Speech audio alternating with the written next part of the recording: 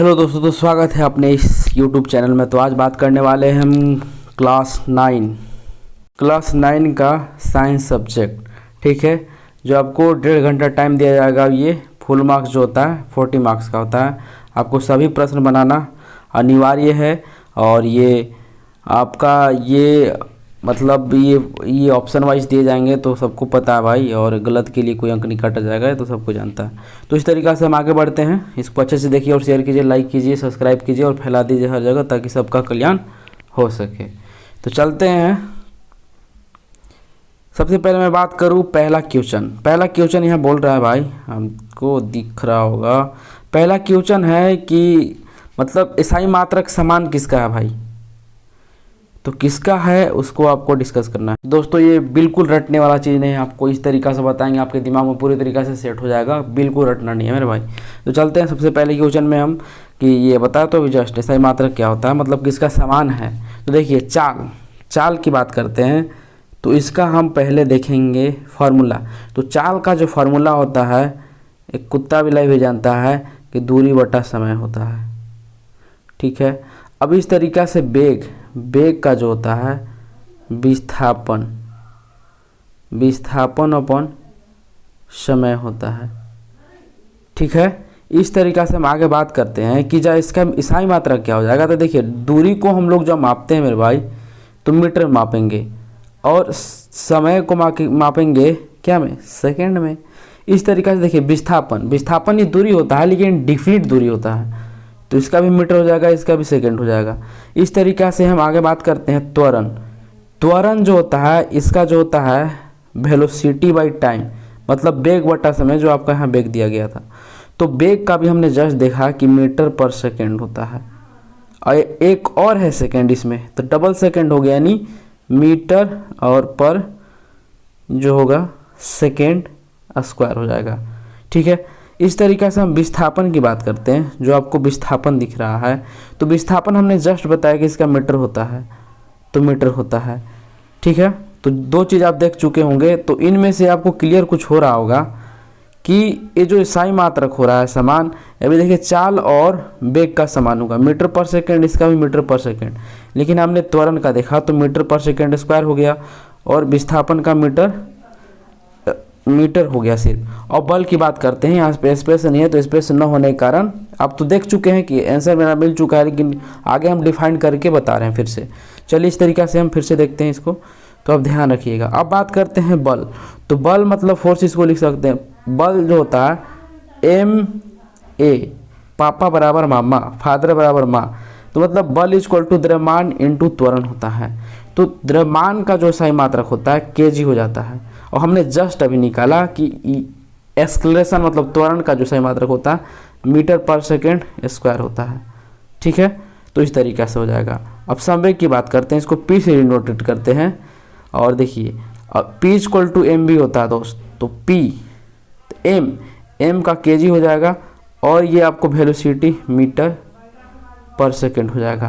तो आपको दिख रहा होगा कि ये भी डिफरेंट आया, ये भी डिफरेंट आया, इसका भी डिफरेंट आया, ये तो अलग बात है इसका। इस तरीक़ा से हमने देखा कि चाल और वेग का जो है दोनों का ईसाई मात्रक सेम आया। इसका कहने का मतलब ये होगा कि इसका आंसर जो होगा फर्स्ट होगा। मुझे पूरा उम्मीद है कि आप समझ चुके होंगे। इस तरीक़ा से अगर आपको समझ में आया तो इस वीडियो को लाइक शेयर सब्सक्राइब और आग लगा दीजिए हर जगह। ठीक है, आगे हम चलते हैं। इस तरीक़ा से आगे बढ़ते हुए हम बात करते हैं दूसरा क्वेश्चन कि निश्चित दिशा में वस्तु द्वारा तय की गई दूरी, इसका ऑप्शन क्या हो जाएगा भाई। तो देखिए दूरी की बात कर रहा है, तो दूरी दो प्रकार का। दूरी कहने का मतलब जैसे किसी बंदे को यहाँ जाना है, इस पॉइंट से ये बंदा है, यहाँ से इसको यहाँ जाना है, तो ये यहाँ से अगर रास्ते इधर उधर टेढ़ा मेढ़ा इधर से भी जा सकता है, कहीं से अगर रास्ते मिल जाए तो, या फिर अगर कोई शॉर्ट रास्ता हो तो इधर से भी जा सकता है, दोनों तरीक़े से जा सकता है। तो डिफ़र क्या होगा, देखिए डिफ़र यही है मेरे दोस्त कि ये जो होता है इस शॉर्ट से अगर जाएगा, शॉर्टेड डिस्टेंस, ये विस्थापन हो जाता है। लेकिन जो इधर इधर उधर उधर जा रहा ये इसका दूरी हो जाता है। तो इसमें क्या करा, निश्चित दूरी। तो निश्चित दूरी क्या हुआ, निश्चित दूरी शॉर्टकट रास्ता। तो इसका आंसर क्या हो जाएगा, समझ में आया। तो इसका आंसर हो जाएगा मेरे दोस्त, ये आपका विस्थापन हो जाएगा। इस तरीक़ा से आगे बढ़ते हुए आप अपना क्वेश्चन देखिए, वेग का सही मात्रा क्या हो रहा है। देखिए भाई, अभी हमने एक चीज़ को डिफाइन किया, इसमें 3 क्वेश्चन बन गए। अभी हमने जस्ट बताया था वेलोसिटी, वेलोसिटी इक्वल टू जो होता है आपका डिस्प्लेसमेंट अपॉन टाइम, तो इसका मीटर और इसका सेकेंड में मापते हैं, ऐसा ही मात्रक हो गया। ठीक है, अब देखिए इसमें जो डिस्प्लेसमेंट होता है दिख रहा होगा आपको, तो आप देख सकते हैं आपका आंसर मिल चुका है मीटर पर सेकेंड, मीटर पर सेकेंड, सिंपल आंसर हो जाएगा। आगे बढ़ते हैं, आपका आगे क्वेश्चन है, अगला क्वेश्चन कि वाहन में जो यंत्र लगा होता है उसके द्वारा मतलब जो उनके द्वारा तय गई दूरी को प्रदर्शित करता है वो क्या है, तो उसको हम लोग ओडोमीटर कहते हैं, ओडोमीटर। लेकिन एक और आपको दिख रहा होगा, यह स्पीडोमीटर की बात कर रहा है कुछ, तो स्पीडोमीटर उसे कहते हैं कि जो गाड़ी है कितने स्पीड में चल रहा है, किलोमीटर पर घंटा की स्पीड से जितना भी चल रहा होगा उसे हम क्या कहेंगे, स्पीडोमीटर। लेकिन ओडोमीटर क्या, तय की गई दूरी को प्रदर्शित करता है। तो आप भली भांति समझ चुके हैं। इस तरीक़ा से हम आगे बढ़ते हैं। अगला क्वेश्चन है कि देखिए आपका इसमें दिया क्या है, रैखिक संवेग क्या होगा। तो पहले आप रैखिक संवेग का फॉर्मूला जानिए। P इक्वल टू जो होता है क्या होता है, एम भी, हमने अभी जस्ट बताया था कि संवेग बराबर होता है द्रव्यमान। अगर नहीं समझ में आ रहा आप दिखाते हैं, देखिए इसको संवेग बोलते हैं भाई। P मतलब संवेग मोमेंटम और m मतलब द्रव्यमान होता है और इनटू वेग होता है। ठीक है, तो इसमें आपको देखना ये है कि आपको क्या कह रहा है भाई, द्रव्यमान को दोगुना कर दिया जाए, तो द्रव्यमान को हम दोगुना कर दिए। फिर क्या कर रहा है, और वेग को आधा कर दिया जाए, तो वेग को हम आधा कर दिए। ठीक है, अब आपको ये दिख रहा होगा कि 2 से 2 कैंसिल हो गया, तो आपका क्या बचा, एम भी, मतलब पहले वाला कंडीशन में ही आ गया। ठीक है, तो P इक्वल टू एम भी पहले भी था और अभी भी यही है, तो क्या हो गया, वही रहेगा। ठीक है, मुझे पूरा उम्मीद आप समझ रहे होंगे। लाइक शेयर सब्सक्राइब ठोकते चलिए। इस तरीक़ा से आगे बात करते हैं हम। क्वेश्चन है आपका कि यदि दो वस्तु A और B के द्रव्यमान क्रमशः 6 kg तथा 34 kg है तो क्या होगा, इसमें से कंडीशन आपको करा। तो आप याद रखिएगा कि जिसका द्रव्यमान ज़्यादा हो उसका जड़त्व ज़्यादा होगा, सिंपल। तो इसमें देखिए करा है कि B का जड़त्व A के जड़त्व से क्या होगा, अधिक होगा, क्योंकि A का कम है तो B का ज़्यादा होगा, सिंपल। ये तो और सिंपल क्वेश्चन है मेरे भाई कि न्यूटन के किस गति को जड़त्व का नियम कहते हैं। तो कुत्ता बिलाई भी जानता है कि न्यूटन का गति का प्रथम नियम जो होता है ये जड़त्व का नियम होता है। इसमें ये होता है कि अगर स्थिर है तो स्थिर रहेगा, मोशन में है तो मोशन में ही रहेगा, जब तक से कोई बाह्य बल लगता नहीं है, सिंपल। अगला क्वेश्चन की बात करते हैं कि रॉकेट का जो सिद्धांत है आधारित है भाई किस पर है। तो रॉकेट का सिद्धांत जो आधारित है आपका, ये देख लीजिए, संवेग संरक्षण, मास ऑफ कंजर्वेशन पे आधारित है। ठीक है, इस तरीक़ा से हम आगे बढ़ते हैं। नेक्स्ट क्वेश्चन है भाई कि 60 kg द्रव्यमान किसी मनुष्य का भार जो है चंद्रमा पर क्या होगा। तो सबसे पहले तो हम पृथ्वी पे निकालेंगे कि पृथ्वी पर क्या होगा। ये तो द्रव्यमान में दिया है, भार में हमको देखना। तो एक भार का जो फॉर्मूला होता है W इक्वल टू mg। तो आपका जो मास दिया हुआ है 60 kg है और g का मान कुत्ता बिलाई भी जानता है इसका 10 होता है, तो ये 600 हो गया। लेकिन कहाँ हुआ, पृथ्वी पर हुआ, समझ में आ रहा है, ये कहाँ हुआ, ये पृथ्वी पर। लेकिन यही आपको बात कर रहा है यहाँ कि आप चंद्रमा पे बताइए। तो चंद्रमा का जो भार होता है वो पृथ्वी का ये 6, तो 600 ये हो जाएगा और अपन 6 और जब इसको डिवाइड करेंगे तो 100 क्या आ जाएगा, न्यूटन। तो आपका आंसर कौन सा हो जाएगा, सी ऑप्शन। तो आप समझ चुके होंगे। इस तरीक़ा से बढ़ते हुए क्वेश्चन को आगे हम देखते हैं। क्वेश्चन आपका कह रहा है कि यदि दो वस्तुओं के बीच की दूरी को आधा कर दिया जाए तो उनके बीच का गुरुत्वाकर्षण बल किस प्रकार बदलेगा। तो सबसे पहले भाई आपको फार्मूला याद होना चाहिए कि F equal to m upon r square होता है। अब इसमें कह क्या रहा है कि आपको करना क्या है, करना यही है कि मास तो सेम है, मास सेम है, लेकिन वस्तुओं के बीच की दूरी, दूरी मतलब आर, अब इसको आधा कर देना है 1/2 होल स्क्वायर। अब देखिए हो क्या होगा, इसमें दिख रहा होगा आपको, F इक्वल टू क्या हो जाएगा m और ये 1/4 हो जाएगा। जब 1/4 होगा तो ये तो जम करके ऊपर चला जाएगा, तो F इक्वल टू क्या हो जाएगा 4 और m मास छोटा मास, ठीक है, दिख रहा होगा आपको, और 1/, तो ये यहाँ सॉरी यहाँ पे r रख लीजिए, ये जो r यहाँ आपका r ही रहेगा, और यहाँ ये आपका ये होल स्क्वायर ही रहेगा। और इसके बाद बात करते हैं यहाँ, तो आपका ये ऐसे रहेगा, ठीक है। अब आप इसमें ये देखिएगा कि ये तो अब देखिए F इक्वल टू 4 इंटू बड़ा मास छोटा मास अपॉन क्या दूरी का स्क्वायर, तो F इक्वल टू 4। अब ये जो F डैश जो नया आया F, तो पहले वाला है, पहले वाला F का जो नया आया वो 4 गुना है, कितना है 4 गुना, तो सिंपल आपका आंसर ये हो जाएगा, 4 गुना पड़ जाएगा।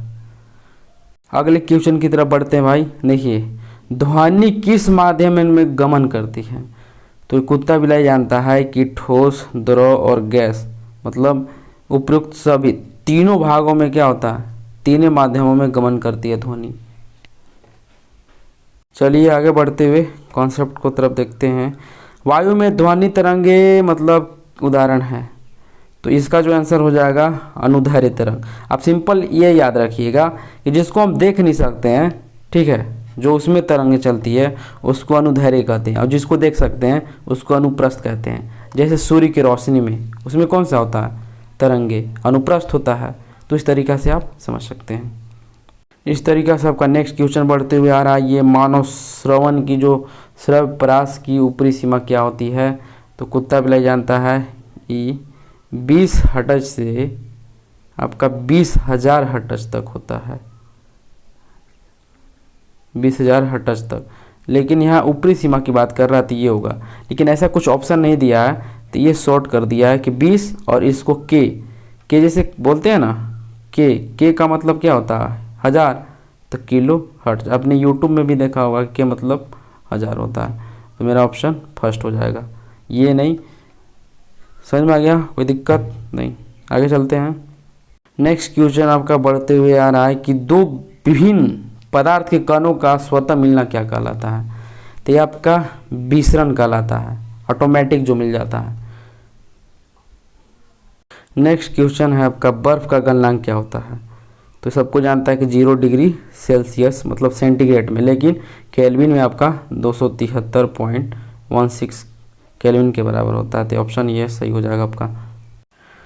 नेक्स्ट क्वेश्चन आ गया कि किसमें सबसे संपीड़न मतलब किया जा सकता है, तो देखिए ये तो हम कॉमन आंसर है भाई, हाइड्रोजन। क्यों, देखिए हाइड्रोजन एक गैस होता है, जब आप बैलून में इसको भरते हैं तो आप आसानी से इसको दबा सकते हैं, समझ में आ गया।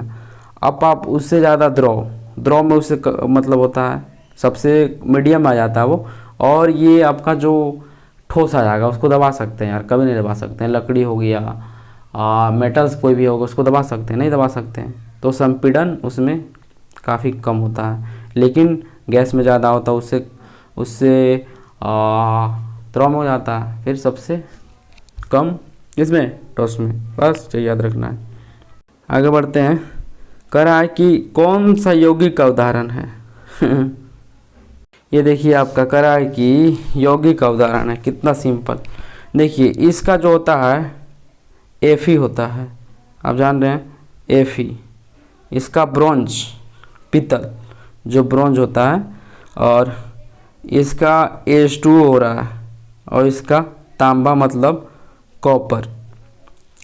तो ये समझ रहे होंगे आप, पीतल एक कॉपर और टीन मिलकर बनता है। तो देख रहा है आपको कि इसमें जो होता है ये 20% ही टीन होता है, सॉरी 12% ही टीन होता है, तो ये कम अमाउंट में। लेकिन आपका जल जो होता है, ये जल देखिए आपका H2 + O2 से बना हुआ है, तो ये आपका यौगिक हो जाएगा। यौगिक किसको कहते हैं, जो 2 एलिमेंट से मिलकर बना होता है, तो आपका जल आंसर सही हो जाएगा।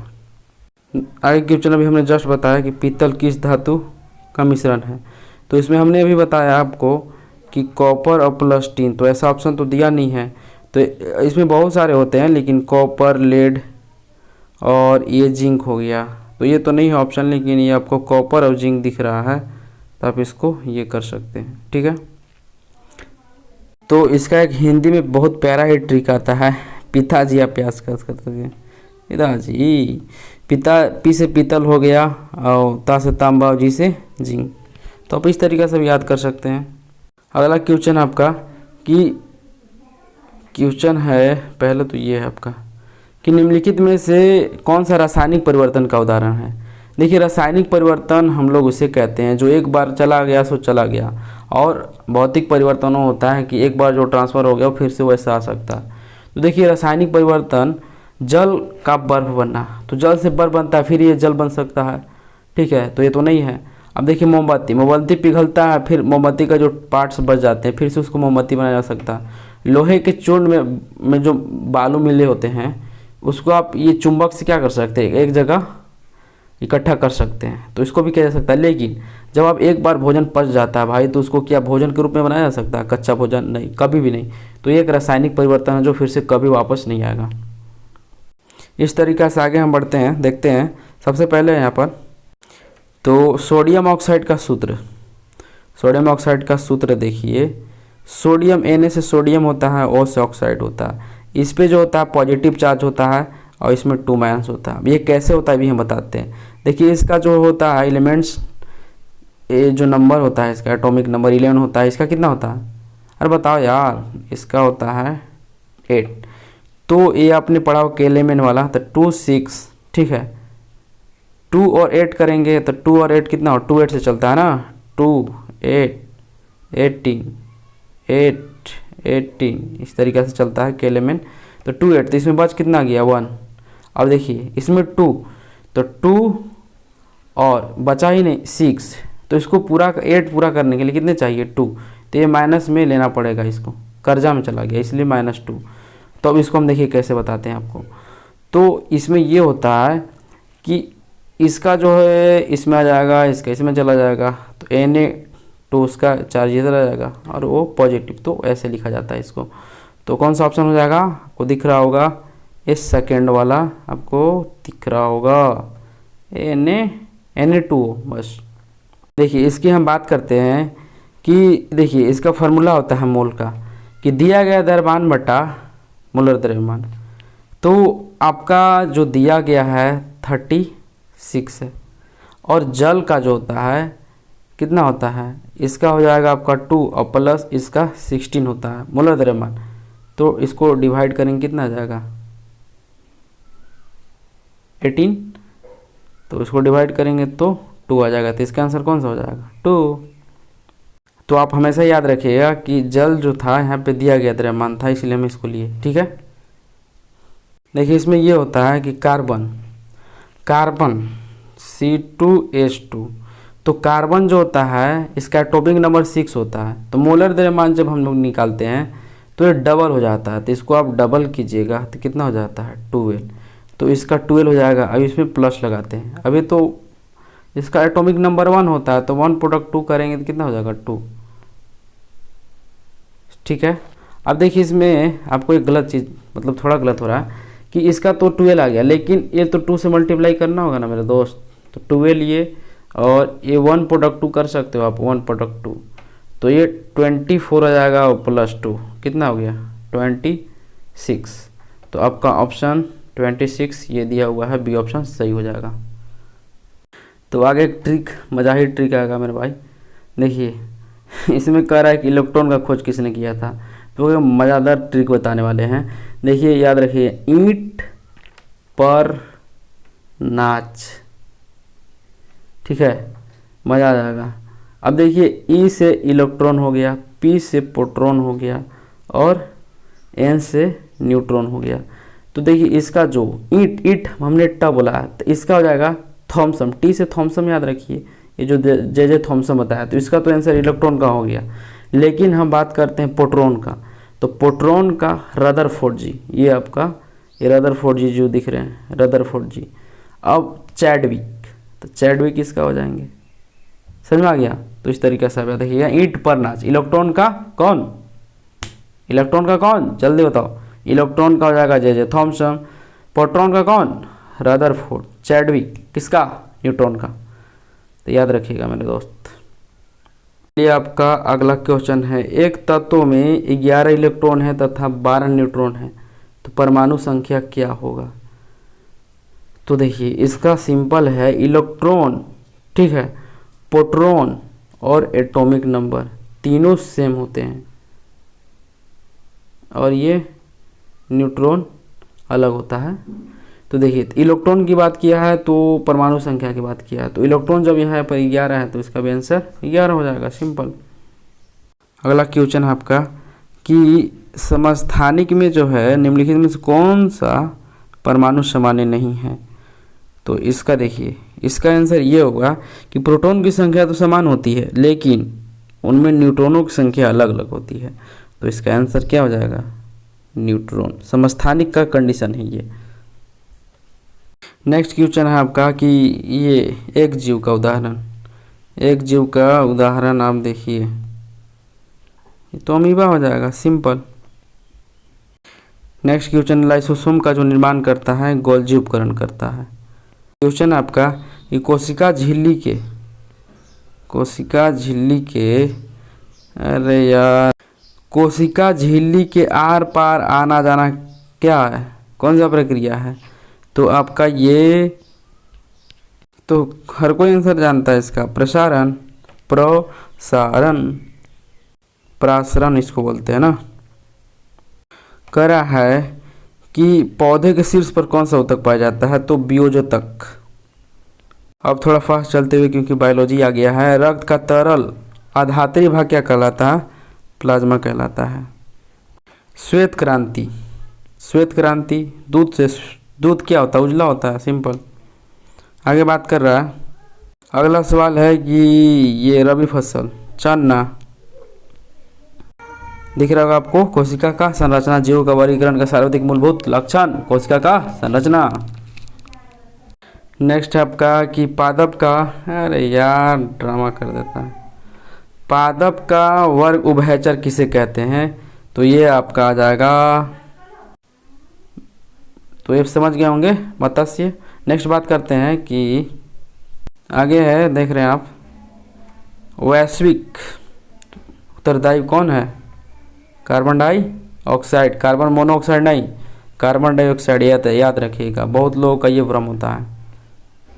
नेक्स्ट क्वेश्चन दिख रहा होगा आपको, कह रहा है इसमें कि जल प्रदूषण, अरे यार गड़बड़ हो जाता है कभी कभी ना, दिमाग खराब।